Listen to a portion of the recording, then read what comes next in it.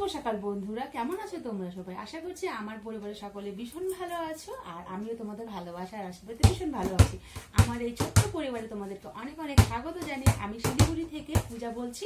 তো আমার সঙ্গে তোমরা থেকো আর আমার ভিডিওটা তোমরা দেখো। আশা করছি ভিডিওগুলো ভালো লাগবে, আর ভালো লাগলে লাইক কমেন্ট শেয়ার করে দিও আর আমার চ্যানেলকে সাবস্ক্রাইব করে আমার পাশে থেকো। তো সকাল সকাল ভিডিওটা শুরু করে দিয়েছি আর যে ছেলে ঘুম থেকে উঠে গেছে, তো ওকে এখন ব্রাশ করাতে পাঠাবো আমি। আর স্কুলে যাবে 9:30, যেহেতু অলরেডি বেজে গেছে, অনেকটা লেট করে আজকে ঘুম থেকে উঠেছে। ওকে এখন মুখ টুক ধুয়ে দেবো, স্নান করিয়ে দেবো, স্কুলে চলে যাবে, ওকে স্কুলে পাঠিয়ে দেবো। তারপরে আমি এসে ঘর বাড়ির সমস্ত কাজকর্ম করবো। তো সকাল সকাল ভিডিওটা শুরু করলাম। তো তোমরা আমার সঙ্গে থেকো, ভিডিওটা পুরাটা দেখো। আর ভিডিওটা কেমন লাগলো কমেন্টে অবশ্যই জানাবে। তোমরা কিন্তু কেউ কমেন্ট করো না, তো কমেন্ট না করলে ভালো লাগে না। সবাই একটু কমেন্ট করো। অনেক কষ্ট করে ভিডিও বানাই, মানে ভিডিও করতে অনেক কষ্ট হয় বন্ধুরা, ভীষণ কষ্ট হয়, সত্যি বলছি। তো চলো বেশি বকবক করবো না, এখন আমি আমার ঝটপট কাজে লেগে পড়ি। তারপরে তোমাদের সঙ্গে আসছি একবারে দেখা করতে, ছেলেকে স্কুলে পাঠিয়ে সমস্ত কাজকর্ম করবো। ততক্ষণ আমার সঙ্গে থেকো আর আমার সঙ্গে ভিডিওটা কন্টিনিউ করো। চলো তাহলে আসছি পরে, টাটা। বাবা তাড়াতাড়ি করো। তো বন্ধুরা, প্রথমেই বলে দিচ্ছি ভিডিওটা একটু বড় হয়েছে, তবুও বড় হলে ভিডিওটা দেখো। আশা করছি ভিডিওটা ভালো লাগবে। তোমাদের ভালো লাগার জন্যই কিন্তু এত কষ্ট করে সারাদিন ভিডিও করি। তো প্লিজ বন্ধুরা, তোমরা ভিডিওগুলো দেখে একটু সাপোর্ট করো। আর এই দেখতে পাচ্ছ, ছেলেকে নামিয়ে দিলাম, ও কেবল ঘুম থেকে উঠলো, এখনও ব্রাশই করেনি। তো ওকে ব্রাশ করতে পাঠিয়ে দিলাম আর আমি এদিকে বিছানাটা উঠিয়ে নিচ্ছি। আর আজকে সারাটা দিন বন্ধুরা এতটাই ব্যস্ত ছিলাম যে তোমাদের সঙ্গে ভালো মতো কথাই বলতে পারছিলাম না। সব কিছু আমি ভয়েসের দ্বারা তোমাদের সঙ্গে শেয়ার করলাম। তো বিছানাটা উঠাতে এখন এত দিকদারি লাগে, এখনও পর্যন্ত দুটো মানে একটা ব্ল্যাঙ্কেট একটা লেপ আমার বিছানায় রাখতে লাগে, যেহেতু এখনও ঠান্ডাটা কমেনি। তো এই কারণে এখনও দুটোই রাখতে হচ্ছে। আর এই বিছানা উঠাতে এতটা সময় লেগে যায় আর ভালো লাগে না। কবে যে ঠিক মানে করে আর কি মানে গরমটা পড়বে, তারপরে সমস্ত কিছু উঠিয়ে রাখবো। তারপরে গরম পড়লে আর বিছানা ওঠাতে কোনো অসুবিধা নেই, তখন বিছানা ঝেড়ে পেতে নেওয়া যায়, আর কোনো অসুবিধাই থাকে না। তো চলো আমি ঝটপট করে বিছানাটা উঠিয়ে দিলাম। তো ভিডিওটা আমি করেছি, যেদিন করেছি তার পরের দিনই আমি এডিট করেছি, করে আমি তোমাদের সঙ্গে আপলোড করলাম। তো তোমাদের সঙ্গে শেয়ার করলাম। এদিকে দেখো, ছেলে আর কি স্কুলে যাবে, তার জন্য বই গুছিয়ে দিতে হচ্ছে আমার, যেহেতু এখনও বই ঠই গুছাতে পারে না। তো অনেক বই, তো ও তো আর বুঝতে পারে না কোনটা মানে নিতে হবে আর কোনটা নিতে হবে না। তার মধ্যে খাতাও থাকে, আলাদা আলাদা সাবজেক্টের আলাদা আলাদা খাতা। তো সেগুলো আমাকে গুছিয়ে গুছিয়ে দিতে হয়, এখনও সব কিছুই করে দিতে হয়, যেহেতু ছেলে আমার অনেকটাই ছোট। তো এখন তো সব করে দিতেই হবে, তাই না বলো? এদিকে দেখো, আমার ছেলের বই গুছানো হয়ে গেছে। ছেলের এখন আমি টিফিন কমপ্লিট করব, তারপরে ছেলেকে রেডি করতে চলে আসবো। ছেলেকে স্নান করিয়ে নিয়ে আসবো একবারে ব্রাশ করিয়ে। আর ছেলে ব্রাশ করে স্নান করে একদম রেডি হয়ে চলে এসছে। তো গরম জল করে রেখেছিলাম ছেলের জন্য, ছেলেকে দিয়ে এসেছিলাম। তো বললাম যদি স্নানটা সেরে আয় আজকে একটু, আমার খুব তাড়া আছে। এই কারণে ছেলে একাই করে এলো, না হলে তো আমিই করিয়ে দিই। তো চলো দেখো, আমার ছেলেকে রেডি করবো আর আমার ছেলের পাগলের মতো নাচ শুরু হয়ে যাবে, পাগলের কাণ্ড কারখানা যাকে বলে। তো আমার ছেলে মানে ভিডিও করলে না ওর নাচতে ইচ্ছে করে, বলে মা বলে কি জানো মা, আমার না ভিডিও মানে শুরু করলেই তুমি আমার নাচতে ইচ্ছে করে, মনে কি আমি নাচি। আর আমি তো স্প্রিট করে দিয়েছি। আর দেখো, জোকারের থেকে জোকার লাগছে, কিছু বলার নেই ওকে। আমার এত হাসি পায়, তার মধ্যে এত পাতলা না, মানে এরকম করে যদি নাচে দেখতে কেমন লাগে। এদিকে দেখো, নিজেই দেখছে আর নিজেই বলছে দেখো দেখো মা কেমন লাগছে আমায় দেখতে। তাই বকা দিলাম একটু, যে চুপ করে দাঁড়া, আমি দেখছিস না তোকে রেডি করাচ্ছি, নাহলে আমার অসুবিধা হয় রেডি করাতে। বকা দেওয়ার পরে একটু দাঁড়ালো।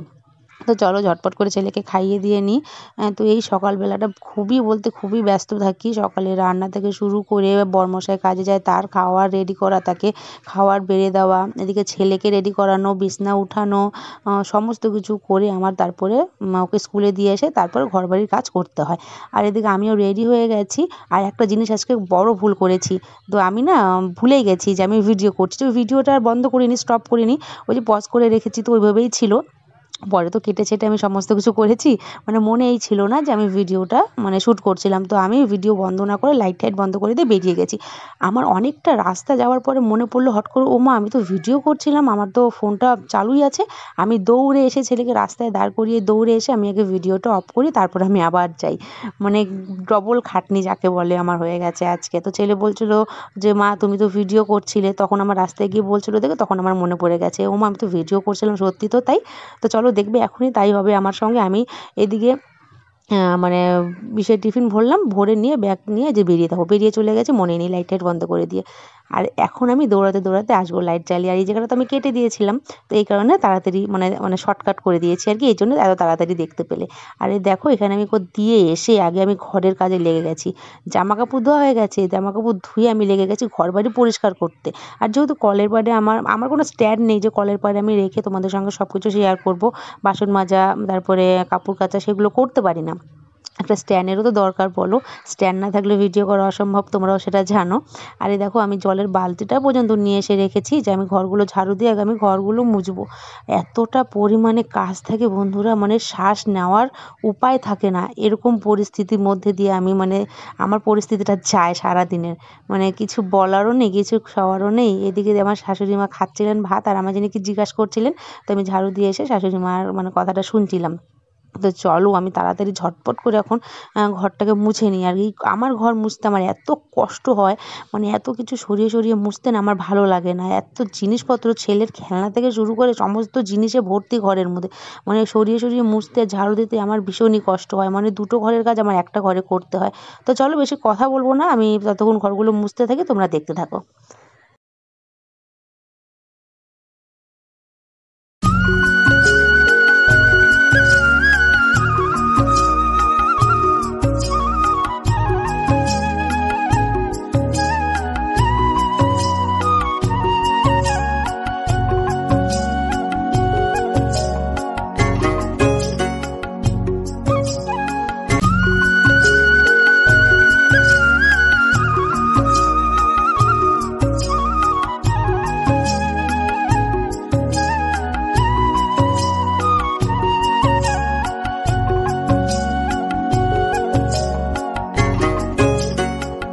তো আমার ঘর বাড়ি মোছা কমপ্লিট হয়ে গেছে, এদিকে উঠানো ঝাড়ু দেওয়া হয়ে গেছে। ঝাড়ুটা আমি রেখে এখন এই যে জামা কাপড়গুলো তুলে নেবো, যেগুলো শুকিয়ে গেছে, ভাবলাম স্নানের আগে সেগুলো তুলে রেখে তারপরে আমি স্নান করতে যাই। আর বন্ধুরা তোমাদেরকে কি বলবো, এতটা কষ্ট করে ভিডিও করি না, চোখের মানে দু চোখের জল বেরিয়ে যায় যখন দেখি যে কোনো খাটনির মানে খাটনিটা আমার বৃথা চলে যাচ্ছে, তখন ভীষণই কষ্ট লাগে বন্ধুরা। দেখো আমি এদিকে কাজ করতে করতে হাঁপিয়ে যাই, তবুও ভিডিওটা বন্ধ করি না, শুধু একমাত্র তোমাদের জন্য, যাতে তোমাদের ভালো লাগে, ভিডিওটা ভালো করে যাতে আমি করতে পারি। তো কি বলবো আর বলো, দেখো তোমাদের সঙ্গে দুঃখ প্রকাশ করতে করতে স্নান করে চলে এলাম, পুজো কমপ্লিট হয়ে গেছে আমার, তোমাদের সঙ্গে পুজোটা শেয়ার করিনি। তো এদিকে ঠান্ডা লাগছিল, ওয়েদারটা এতটাই ঠান্ডা ছিল দেখে যে আমি হাউস কোটটা পরে নিয়েছি। তো চলো তাহলে এখন আমি ঘরে যাই, ঘরে গিয়ে একটু আরাম করি, পরে তোমাদের সঙ্গে আবার কথা বলবো। আর পারছি না, শরীর আর দিচ্ছে না, এখন একদম ভেঙে আসছে শরীরটা আমার। শুভ সন্ধ্যা বন্ধুরা। তো অনেকটা সময় পরে তোমাদের সঙ্গে আমি আবারও দেখা করতে চলে এলাম। তো দেখতেই পাচ্ছ আমি শাড়ি পরে আছি, কারণ জানো আমি ছেলেকে পড়তে দিয়ে এলাম। তো ছেলেকে পড়তে দিয়ে এসে 6:30 বেজে গেছে। তো ছেলেকে পড়তে দিয়ে এসে আমি যে রান্নাঘরে সমস্ত কিছু জোগাড় করছিলাম রাতের রান্নার, যেহেতু আমাকে একটু তাড়াতাড়ি রান্না করতে হয়, এখন ছেলেকে পড়তে বসাতে হয় রাতে। আর যদি রাতে আমি রান্না করতে যাই, দেখো ছেলেকে কখন পড়তে বসাবো বলো, এই কারণে আমি সন্ধ্যার সময় রান্নাটা সেরে ফেলি, তারপরে ছেলেকে পড়িয়ে দিই। মানে ছেলেকে এনে তারপরে একটু ছেলে আধা ঘন্টা খেলে তারপর আমি পড়িয়ে দিই। তো আমি রাতের খাবারের আয়োজন করে এলাম। তো বসিয়ে এলাম, এখনো মানে শুরু করিনি রান্না, কেবল বসিয়ে এলাম, আটা মেখে এলাম, আর ঘুগনি করব, রুটি আর ঘুগনি করবো আজকে। তো ঘুগনিটা আমি সেদ্ধ বসিয়ে এলাম। তো চলো তোমাদেরকে আমি একবার দেখিয়ে দিচ্ছি।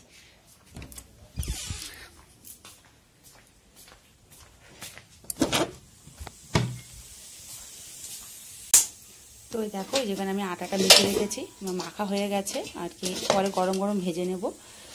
এই যে আমার আটা মাখা হয়ে গেছে, আর এদিকে ঘুগনিটা সেদ্ধ বসিয়েছি, যে সিটি পড়ছে দেখতেই পাচ্ছ। চলো তাহলে পরে আবার যখন রান্না করতে আসবো তখন আবার তোমাদের সঙ্গে শেয়ার করবো। তোমাদেরকে বারবার বলছি যে ঘুগনি সিদ্ধ বসিয়েছি, এদিকে যে মটর বলবো সেটা আমার আর মাথায় আসছিল না, ঘুগনি রান্না করব বলছিলাম না, এই কারণে বারবার বলে যাচ্ছি ঘুগনি সিদ্ধ বসিয়েছি। আর এই দেখো মটর আমার সেদ্ধ হয়ে গেছে। তো এখন আমি এই যে মটরটাকে এখন আমি তাড়াতাড়ি করে কষিয়ে ঘুগনিটা রান্না করে নেব।